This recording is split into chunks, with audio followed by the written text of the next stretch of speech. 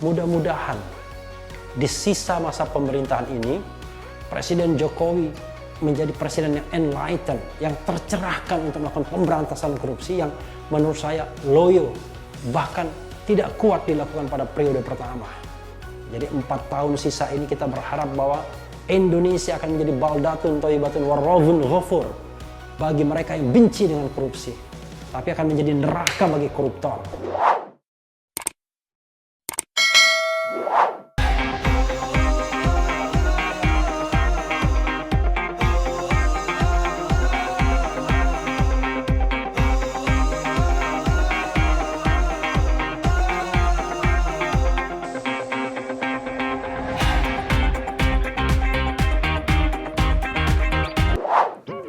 Assalamualaikum warahmatullahi wabarakatuh, Sobat RH sekalian.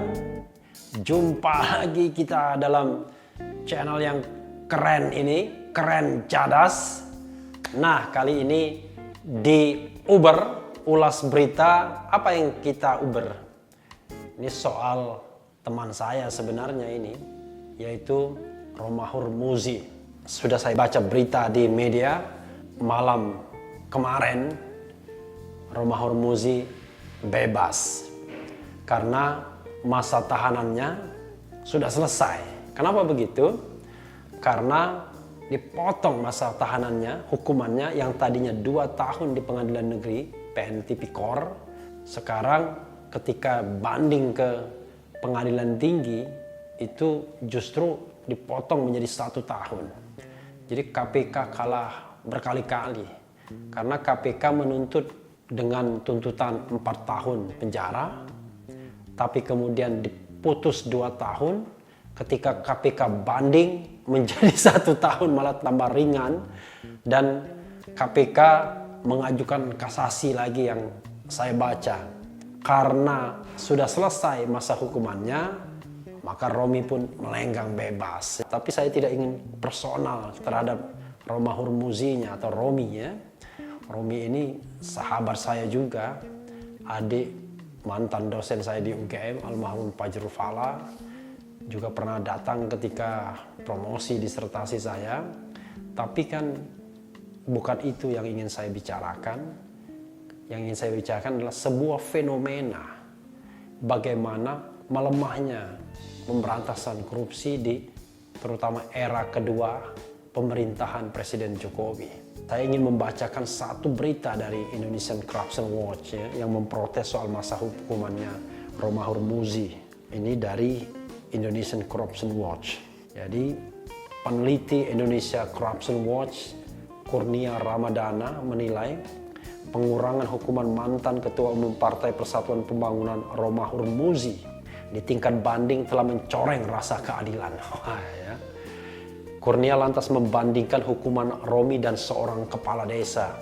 Hukuman Romi, kata dia, jauh lebih rendah dari kepala desa yang terseret kasus pemerasan. Kepala desa itu divonis 4 tahun penjara karena terbukti melakukan pemerasan sebesar 30 juta rupiah. 30 juta rupiah saja. Sedangkan Romahur Muzi berstatus sebagai mantan ketua umum partai politik menerima suap lebih dari 300 juta rupiah. Namun hanya diganjar dengan hukuman 1 tahun penjara, kata Kurnia dalam keterangan tertulis 23 April malam yang lalu. Vonis terhadap Romi tersebut juga merupakan yang paling rendah bila dibandingkan vonis terhadap mantan ketua umum partai politik lainnya. Kurnia mencontohkan Lutfi Hasan Ishak, mantan presiden PKS yang divonis 18 tahun penjara. Kemudian mantan ketua umum Partai Demokrat Anas Urbaningrum divonis 14 tahun penjara. Mantan ketua umum P3 Surya Dharma Ali, wah ini pendahulunya Romi ya, 10 tahun penjara. Dan mantan ketua umum Partai Golkar Setia Novanto yang terkenal dengan Papa Minta Saham 15 tahun penjara. Bahkan Kurnia mengatakan vonis yang dijatuhkan oleh pengadilan tinggi seharusnya lebih berat dibandingkan dengan putusan di tingkat pertama. Bahkan akan lebih baik jika dalam putusan tersebut hakim juga mencabut hak politik yang bersangkutan, kata Kurnia. Namun Kurnia menyebut vonis rendah semacam itu bukan hal yang baru. Sebab catatan ICW sepanjang tahun 2019 menunjukkan rata-rata vonis untuk terdakwa korupsi hanya 2 tahun 7 bulan penjara. Jadi cuma 2,7 tahun. Dengan kondisi seperti ini, maka cita-cita Indonesia untuk bebas dari praktik korupsi tidak akan pernah tercapai. Ujar Kurnia, pesimis betul nih orang ICW. Oleh karena itu, ICW mendesak KPK untuk segera mengajukan upaya hukum kasasi atas putusan tersebut ke Mahkamah Agung. Dengan dikabulkannya banding tersebut, hukuman Romi dipotong menjadi 1 tahun penjara dan denda 100 juta rupiah subsidiar 3 bulan kurungan penjara. Sebelumnya pada tingkat pertama Romi divonis 2 tahun hukuman penjara dan denda 100 juta rupiah subsidiar 3 bulan kurungan oleh Majelis Hakim pada Pengadilan Tindak Pidana Korupsi Jakarta. Jadi itulah fenomenanya ya Sobat RH sekalian. Akan saya bahas dalam kesempatan ini bukan hanya Romi Ansi, tetapi seperti melemahnya agenda pemberantasan korupsi, terutama di era terakhir masa pemerintahan Jokowi jilid pertama dan kemudian pada awal-awal jilid kedua ini. Kita tahu bahwa ada 2 fenomena yang membuat pemberantasan korupsi ini seperti mati suri. Pertama, pensiunnya seorang hakim agung yang sangat legendaris bernama Artijo Alkostar. Ketika Artijo masih aktif sebagai hakim agung di Mahkamah Agung dan mengurus soal-soal yang terkait tindak pidana korupsi, jarang sekali para koruptor mau mengajukan kasasi. Kalau mereka merasa bahwa hukumannya sudah proper, maka mereka akan terima, misalnya di tingkat pertama atau di tingkat banding. Kenapa? Karena kalau menjalankan atau mengajukan kasasi, hukumannya bisa malah tambah oleh Artijo Alkostar. Dan dendanya juga tambah. Itu pernah terjadi dengan Angelina Sondak misalnya. Jadi koruptor-koruptor lainnya tidak mau mengajukan kasasi. Tapi begitu Artijo Alkostar pensiun dari Mahkamah Agung, maka berbondong-bondonglah para koruptor ini mengajukan peninjauan kembali atau PK. Sehingga beberapa di antaranya menikmati hasilnya dengan masa tahanan yang dipotong sana, dipotong sini. Ini ada catatan saya, terpidana korupsi yang kemudian mendapatkan pemotongan hukuman, bahkan ada yang signifikan. Misalnya Safruddin Arsyad Tumenggung, mantan Kepala Badan Penyihatan Perbankan Nasional dalam kasus korupsi surat keterangan lunas SKL, bantuan likuiditas Bank Indonesia.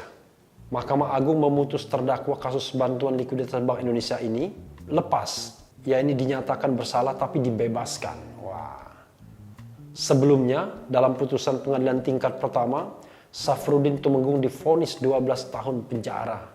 Kemudian putusan banding menjadikan penjara 15 tahun. Namun saat putusan kasasi justru bebas. Wah, luar biasa ya.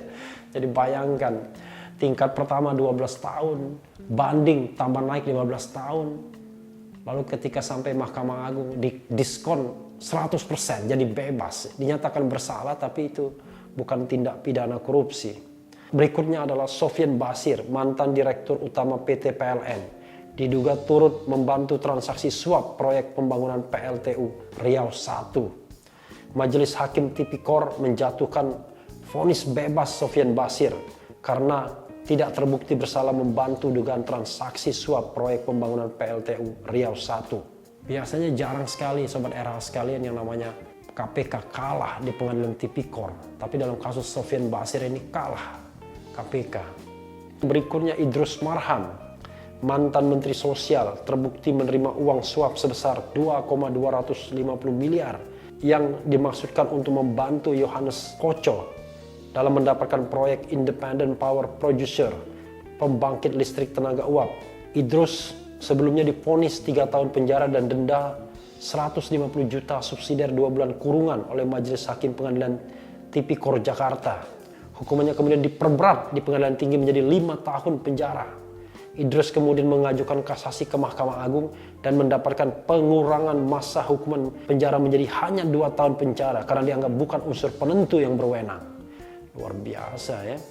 3 tahun naik 5 tahun, turun lagi 2 tahun, seperti roller coaster jadi hukuman itu ya, bisa muter-muter. Ada juga M. Sanusi, mantan anggota DPRD DKI Jakarta, terbukti menerima suap 2 miliar rupiah dijatuhi hukuman 7 tahun penjara di tingkat pertama, lalu diperberat 10 tahun penjara di tingkat banding, kemudian di tingkat peninjauan kembali, hukuman Sanusi disunat menjadi 7 tahun lagi. Luar biasa ya.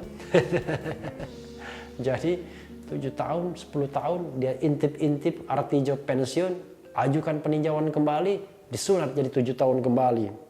Berikutnya Patrialis Akbar, mantan hakim konstitusi yang terbukti dagang perkara di MK ya, bukan hanya dagang barang, dagang perkara yang didagangkan. Mahkamah Agung mengabulkan permohonan peninjauan kembali, lagi-lagi peninjauan kembali ya. Patrialis Akbar dengan menyunat hukuman penjara dari 8 tahun menjadi 7 tahun penjara, lumayan 1 tahun ya. Jadi lagi-lagi ketika Artijo tidak ada, sepanjang pengetahuan saya, hukuman ini diterima di tingkat banding. Karena ada Artijo di Mahkamah Agung. Begitu Artijo tidak ada, langsung peninjauan kembali ya. Kemudian Col Malarangeng juga begitu. Kasus proyek Wisma Atlet Hambalang Bogor dengan nilai proyek lebih dari 500 miliar. Mahkamah Agung menyunat hukuman Col Malarangeng dari 3,5 tahun menjadi 3 tahun penjara. Alasannya Col telah mengembalikan uang yang dikorupsi sebesar 7 miliar. Luar biasa ya. Ada juga Tarmizi, panitera pengganti Pengadilan Negeri Jakarta Selatan yang awalnya dihukum 4 tahun, tapi di tingkat peninjauan kembali hukumannya disunat menjadi 3 tahun penjara. Kayaknya sunatannya lumayan 1 tahun ya. Tamin Soekardi, korupsi 132 miliar, bahkan ia juga menyuap hakim agar divonis bebas di tingkat pertama. MA menyunat hukuman pengusaha Tamin Soekardi dari 8 tahun menjadi 5 tahun penjara. Lumayan sunatannya 3 tahun. Dan OC Kaligis juga begitu. Mahkamah Agung menyunat hukuman dari 10 tahun menjadi 7 tahun penjara. Luar biasa ya. Ada juga Hakim PN Medan Mary Purba yang menerima suap dari pengusaha Tamin Soekardi tadi. Awalnya dihukum 7 tahun penjara, oleh MA hukumannya disunat menjadi 6 tahun penjara. Ini MA tukang sunat mungkin. Kok sunat-sunat semua ya. Angelina Sondak. Nah ini Angelina Sondak yang diperberat pada masa Artijo Alkostar. Dia kemudian mengajukan PK dari 12 tahun penjara menjadi 10 tahun penjara. Lumayan dapat 2 tahun ya. Kemudian Cahyadi Kumala alias Sweeteng, bos Sentul City, menyuap Bupati Bogor Rahmat Yasin. MA 5 tahun menjadi 2,5 tahun. Luar biasa di tingkat PK juga. Jadi potongannya 2,5 tahun. Dan terakhir Romahur Muzi, kita tahu tadi ada cerita bahwa disunat di pengadilan banding menjadi 1 tahun dan kemudian dia bebas kemarin malam. Itu satu fenomena ya, mengapa pemberantasan korupsi kita menjadi melemah. Karena ada satu figur yang hilang di kita, yaitu figur Artijo Alkostar. Dulu dia seperti harimau yang menakutkan para koruptor ini. Jadi mereka hanya berani main di tingkat banding, tidak berani kasasi. Artijo adalah orang yang tidak bisa digempur dengan apapun, termasuk mungkin dengan uang. Fenomena lainnya yang membuat pemberantasan korupsi jadi lemah, meloyo adalah lemahnya KPK saat ini. Oke, baru-baru ini KPK menangkap seorang anggota atau ketua DPRD di daerah Sumatera Selatan, di daerah saya. Lalu press conference, sebelumnya mengadakan OTT juga. Tetapi bisa dibilang agak melempem KPK sekarang ini. Karena memang dimulai dari rekrutmen KPK yang visinya bukan lagi penindakan, tapi visinya adalah pencegahan. Padahal berkali-kali saya katakan, kalau kita bicara tentang pencegahan tindak pidana korupsi, itu harus led by the president. Jadi harus dipimpin langsung oleh presiden sebagai orang yang mendapatkan mandat langsung dari rakyat. Jadi tidak bisa KPK saja yang kemudian melakukan pencegahan. Presiden dengan kekuasaan eksekutif yang terbentang dari Sabang sampai Merauke harusnya memimpin langsung pemberantasan korupsi. Sementara KPK bicara lebih berkonsentrasi pada penindakan, terutama kasus-kasus besar yang dihalangi oleh tembok-tembok kekuasaan. Saya pribadi, Sobat RH sekalian, tidak melihat ada sebuah strategi yang jelas dan tegas dari pemerintahan ini dalam melakukan pemberantasan korupsi. Kritik ini sudah sejak lama sesungguhnya. Hanya mungkin penyampaiannya saja yang tidak di forum khusus seperti ini, yang tidak dipotong.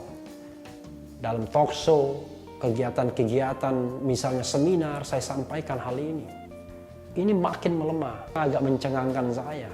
Ternyata indeks persepsi korupsi kita naik 2 poin.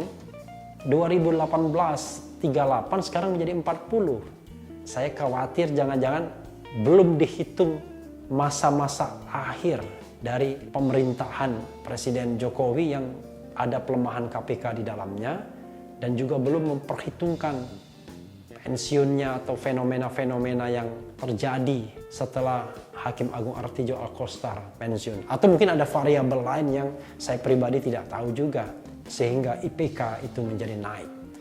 Tetapi Sobat RH sekalian, kalau kita ingin negara ini jauh lebih baik, harus ada komitmen yang kuat dari Presiden Jokowi untuk memimpin langsung pemberantasan korupsi. Itulah yang sering berkali-kali saya katakan.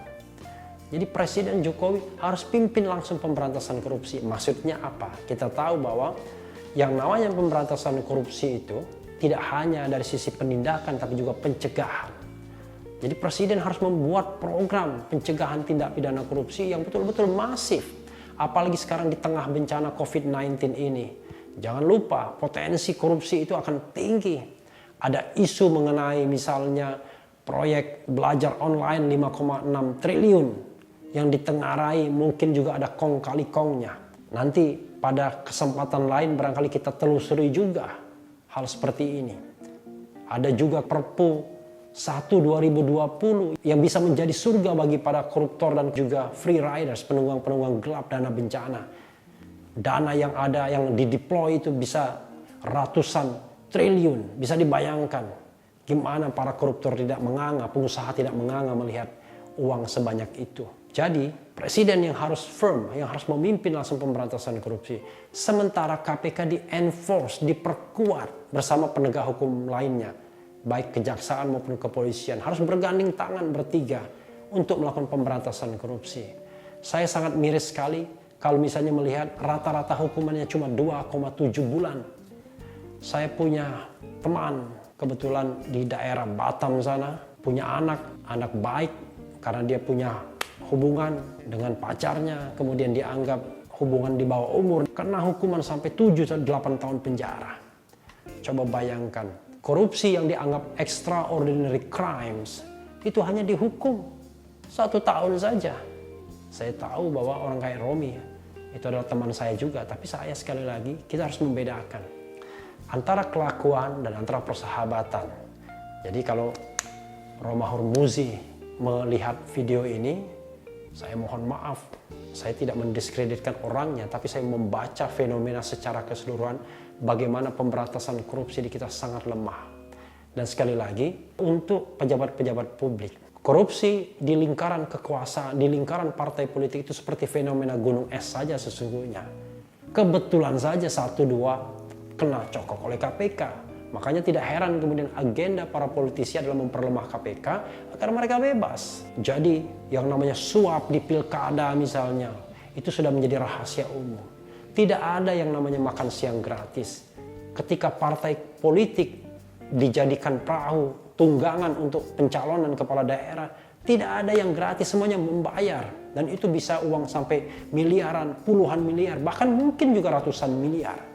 Bisa dibayangkan bagaimana korupsi di negara ini menggurita. Kalau kita juga mau bahas lebih lanjut misalnya, bagaimana korupsi terjadi juga di pemilu. Yakin nggak? Kalau pemilu kita sudah bersih dari money politics misalnya, suap kepada penyelenggara pemilu, suap kepada pengadilan untuk memenangkan perkara dan lain sebagainya. Sekali lagi, mudah-mudahan di sisa masa pemerintahan ini, Presiden Jokowi menjadi presiden yang enlightened, yang tercerahkan untuk melakukan pemberantasan korupsi yang menurut saya loyo, bahkan tidak kuat dilakukan pada periode pertama. Jadi 4 tahun sisa ini kita berharap bahwa Indonesia akan menjadi baldatun thayyibatun warrabun ghafur bagi mereka yang benci dengan korupsi, tapi akan menjadi neraka bagi koruptor. Mudah-mudahan begitu. Dan kita berdoa karena ini adalah di bulan Ramadan, mudah-mudahan doa kita diijabah. Sekali lagi, sebagai rakyat, sebagai warga negara, kita harus ingatkan terus pemerintah akan tugas konstitusionalnya, yaitu mensejahterakan rakyat, melindungi rakyat. Dan korupsi adalah salah satu pangkal sebab mengapa kesejahteraan tersebut susah atau sukar diwujudkan. Itu saja Sobat RH sekalian. Uber kali ini Tetap di channel ini, karena di channel ini Anda akan dirayu, ditipu, dibaperin, bahkan diuber di jalur khusus. Karena channel ini channel yang mengancam, memeras, dan membenci. Jangan lupa subscribe, like, comment, share,